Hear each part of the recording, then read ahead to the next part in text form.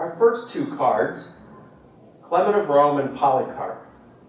Now, Clement, we're not sure when he wrote, but it was sometime in the 1st century. There's an early dating, which places him between the years 64 and 69, and then there's a later dating that places him between 90 and 95. I've looked at the evidence. I think it's difficult to choose between the two. I probably have a slight leaning toward the earlier date. And the reason being is because he talks present tense about things going on in the Jerusalem temple, the Jewish temple, in the present tense, and that was destroyed in the year 70. So it would seem that he's writing while the temple is still around. And so I lean toward that. The majority of scholars right now will go toward the later dating, but more and more and more are, and some good ones are going to the earlier dating. It doesn't really matter which one, but that's when it's dating. You got an early, late dating. But Clement of Rome probably knew the Apostle Peter and was trained by him. And then you got a guy named Polycarp. Pretty cool name. Some of you, when you have kids someday, you'll have a son, you'll think, well, I named him Polycarp. And Polycarp, he ended up being martyred for his Christian faith by the Romans, but he was discipled by the Apostle John. And we have a letter that has survived that he wrote to the church of Philippi.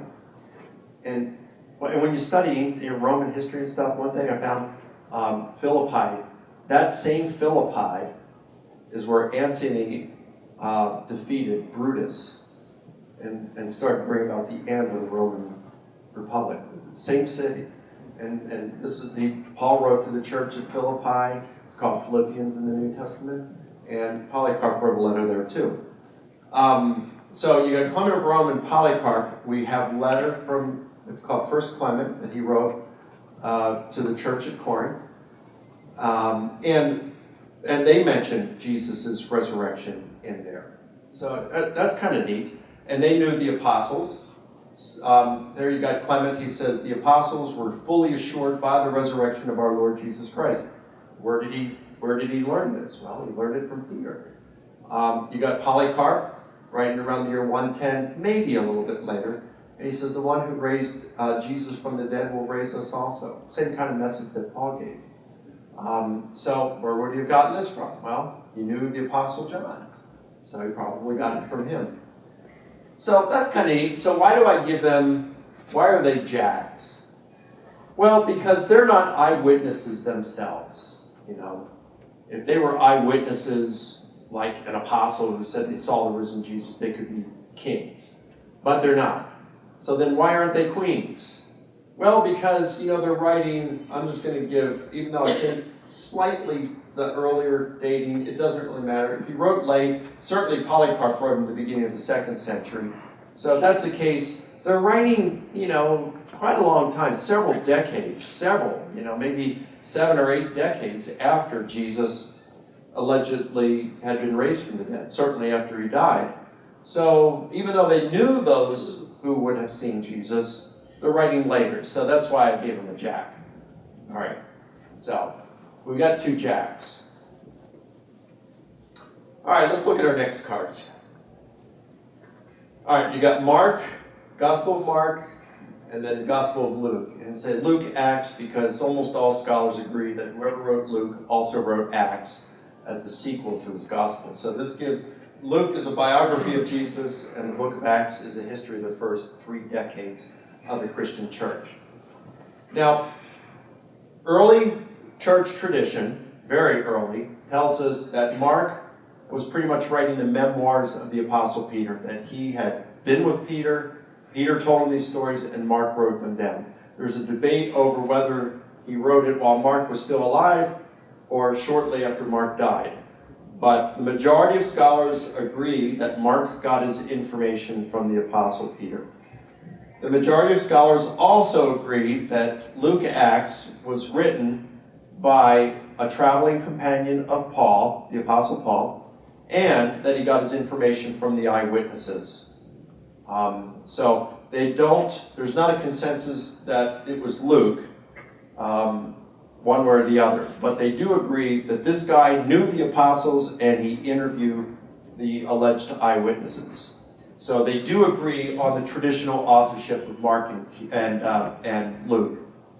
Now, so why are they queens and not kings? Because they weren't eyewitnesses.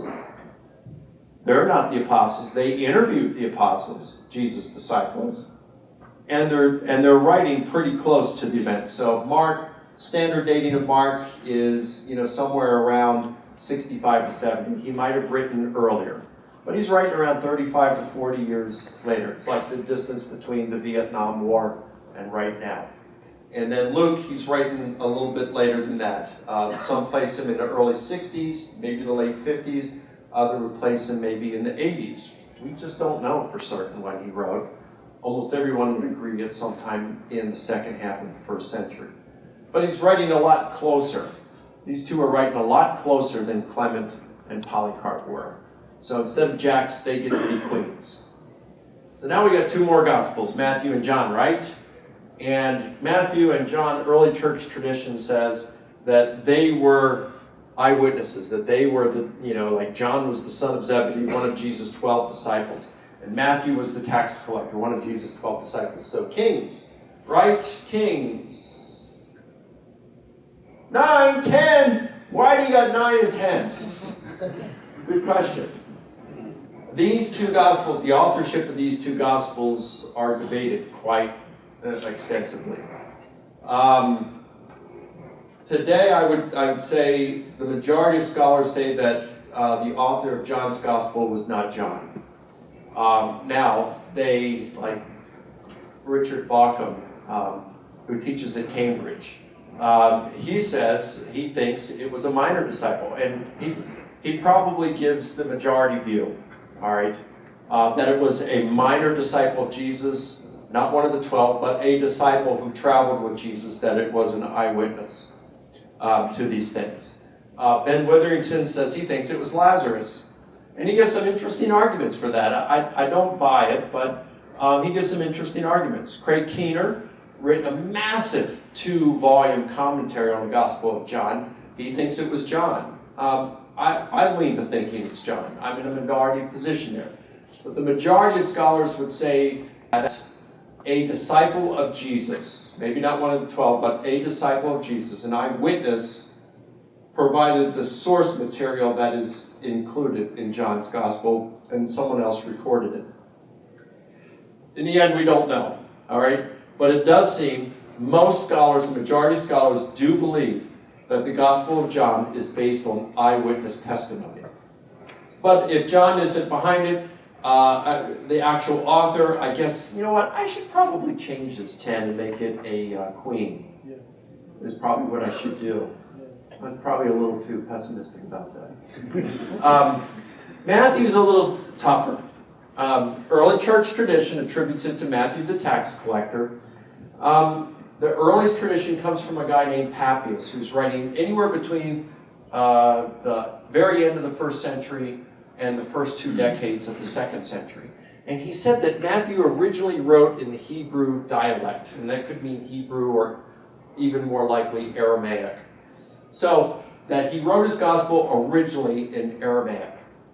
The problem is people who are experts in Greek, I mean, I've studied Greek since 1982, before probably most of you in this room were born.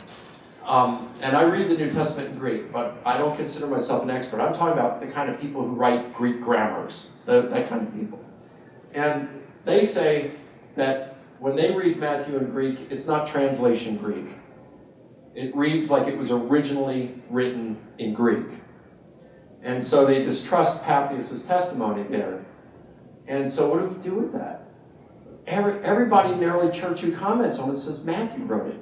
But yet when we look at it linguistically, they say, but it wasn't originally written in Aramaic or Hebrew. So what do we do with that? It's kind of tough. So there's a couple of different possibilities here. Some of you may have heard of the Q source, which is common material it's in Matthew and Luke, but it doesn't appear in Mark, and many times it's word for word. Maybe Matthew penned Q.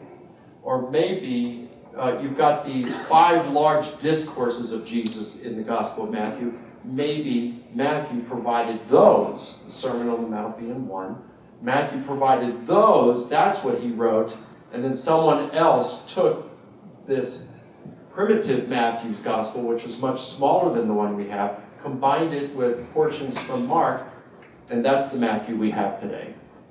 It seems to me that since the early church testimony is so unanimous that Matthew wrote it, he was probably involved to some extent in this gospel, although we just can't be sure.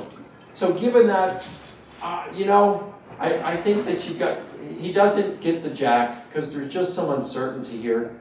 And I'm trying not to give him more. I might personally inside, because I'm a Christian, I might want to, I feel a little biased. I want to give him more than this, to be honest with you. But as a second guesser and someone who's really, really interested in truth and finding truth, I don't want to over-give it more than, it should be. So if I guess too low, well, that's okay, I guess. So I give him a 9. But I think I'm going to bump up John to a king. So anyway, when we put these things together, one more card, Paul. And give him an ace. You say, well, why does Paul get an ace? Well, because Paul was a non-believer. He hated Jesus. He hated Christianity. He thought Christianity was a false religion, and he was a Jewish Pharisee climbing up the ladder of authority, and he got permission from the high priest to go out and persecute, to arrest Christians, to have them beaten, imprisoned, and executed on the grounds of being a Christian. And he thought that he was doing service to God in doing so. Much like radical Islam thinks that they're doing a service to God and ISIS by killing Christians and people who won't come to Islam. Paul thought he was doing a service to God by killing Christians. He was trying to destroy the church. And all of a sudden, by his own testimony, he has an experience that, boom, he thinks Jesus actually appeared to him after he'd been raised from the dead. And it radically transformed his life from being a persecutor of the church to one of its most able defenders. And Paul ends up dying as a Christian martyr. He gets beheaded in Rome around the year 64 or 65. Now, there's some really cool stuff about Paul here, okay? Because not only was Paul hostile at the time of his conversion, there's some other things about Paul that I can tell you as a student of history, it just really is cool. Now, this is one of Paul's earliest letters, Galatians. And in chapter 2, this is the page from the Greek text, and in chapter 2, he said he went up to Jerusalem and he ran the gospel which he preached among the Gentiles, or to the Gentiles. He ran the same gospel message that he was preaching to the Gentiles. He ran it by whom he calls the pillars of the church, Peter, James, and John. Now, can you imagine being in the same room, Peter, James, John, and Paul, the Fab Four, and talking theology and history? Wouldn't that be cool? Hey, Peter, what was it like to be around Jesus? James, you were his brother. What was it like growing up? And I'd have some questions. I mean, that'd be pretty cool. So Paul's talking, but he's running the gospel message by them that he'd been preaching to the Gentiles to make sure he's preaching the same thing the Jerusalem apostles are preaching. And he says, they didn't add anything to the message I was preaching. In other words, it was complete. He says, they extended the right hand of fellowship to me. In other words, hey, Paul, way to go. Good job, brother. Keep up the good work. Fist bump. So according to Paul, he's preaching what the Jerusalem apostles are preaching when it comes to the gospel message, the core teachings, the foundational teachings. Now, I think it's fair to say, all right, well, that's Paul saying that. Maybe he's telling the truth, maybe he's not. Maybe he's writing that to the Galatians because he wants them to respect and weigh heavily on his authority, but that's not true what he said. So in that case, we look and we say, are there corroborating sources to what Paul said? And there are. Remember Polycarp, disciple of John? Well, when he wrote to the Philippian church, he refers to Paul, and he says that Paul accurately and reliably taught the message of truth. And we know that when someone disagreed with Paul, according to Paul's letters, if someone disagreed, he didn't like that. He could really come out and blast them. Polycarp didn't have to worry about that because Paul had already been dead for 50 years when he wrote this. Yet he says Paul accurately and reliably taught the message of truth. Now, Paul was teaching essentially a different gospel message than what John had been teaching, Polycarp's mentor. We wouldn't expect this from him, would we? All right.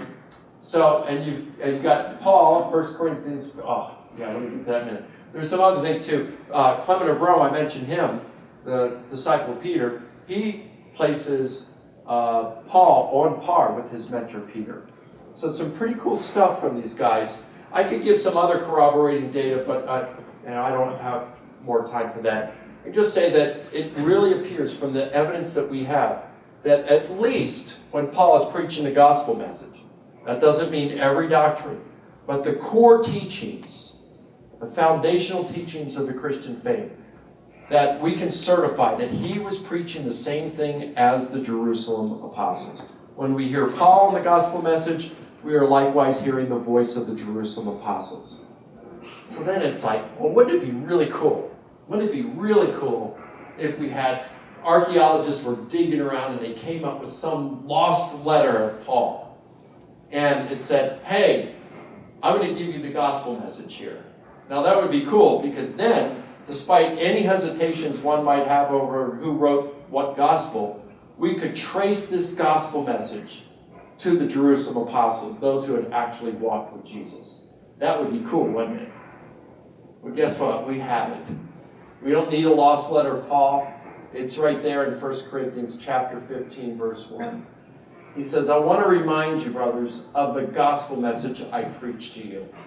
And then he goes in the next verses and does precisely just that. He gives us an outline of that message. Starting in verse 3, he says, I delivered to you what I also received. Now those two terms, delivered and received, were technical terms used for the imparting of oral tradition. So he tells us, I'm reminding you of it, and now this gives us a clue of this oral tradition that he passed along to them. Now he says, I delivered to you what I also received. Why did he deliver it to them? Paul's writing this, let's just call it, it's between 53 and 55 probably.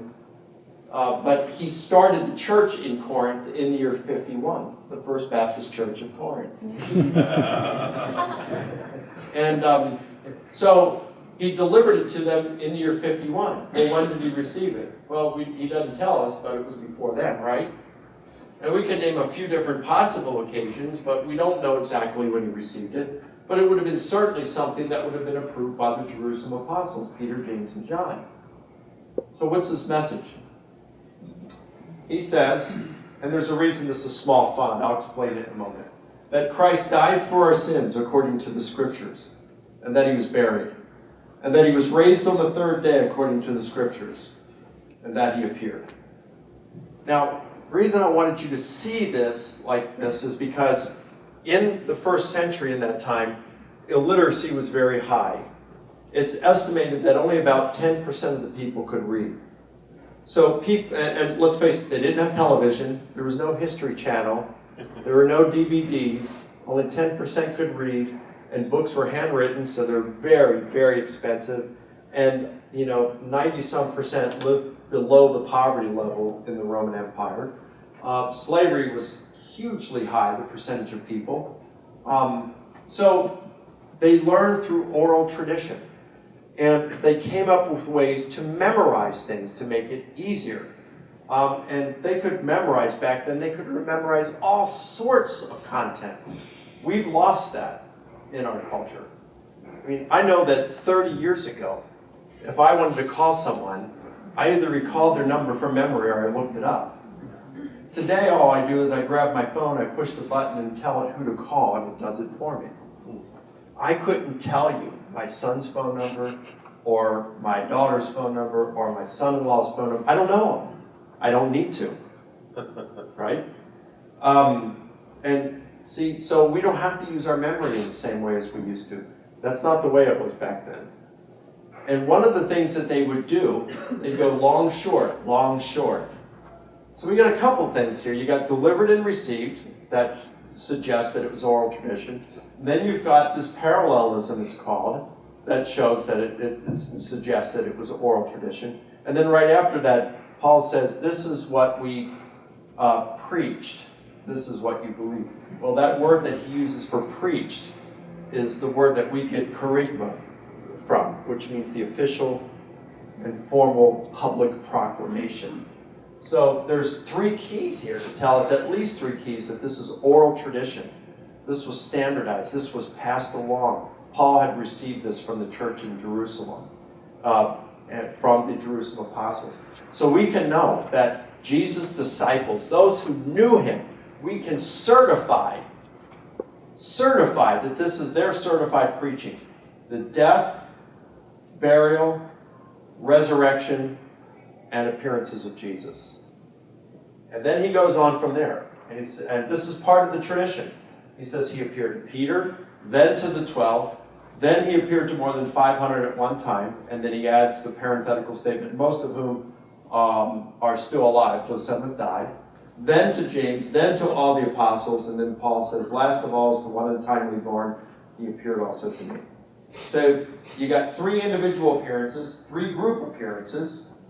We'll get to the group appearances in a little bit. But notice who the individual appearances. Paul, of course, he was the eyewitness himself. And then Peter and James. And you read Galatians 1, Galatians 2, Paul said he met with them privately. Pretty cool. I mean, this is eyewitness testimony we're reading. You can say that these guys were lying, of course. You could say that they were hallucinating. You could say Jesus rose. At this point, we don't have discussed evidence one way or the other. But we can know that within just a few years of Jesus' death, they were proclaiming that Jesus had been raised from the dead and had appeared to them in individual and in group settings, to friend and foe alike. We can certify this historically. Pretty cool stuff. This is gold. And then Paul says, whether I or they, the other apostles, this is what we preach, and this is what you believe. All right. So, why is Paul such a good source? Number one, he was hostile at the time of his conversion experience. He was not a Christian. And it wasn't that he was apathetic. He hated it. He was trying to destroy the church. Second, he's an early source. He's writing within, less than 25 years after Jesus' crucifixion. He claims to be an eyewitness. He knew Jesus' disciple, and we can certify that he was preaching the same gospel message they were preaching, and that included the death, burial, resurrection of Jesus, and resurrection appearances to individuals and to groups. That's pretty cool stuff.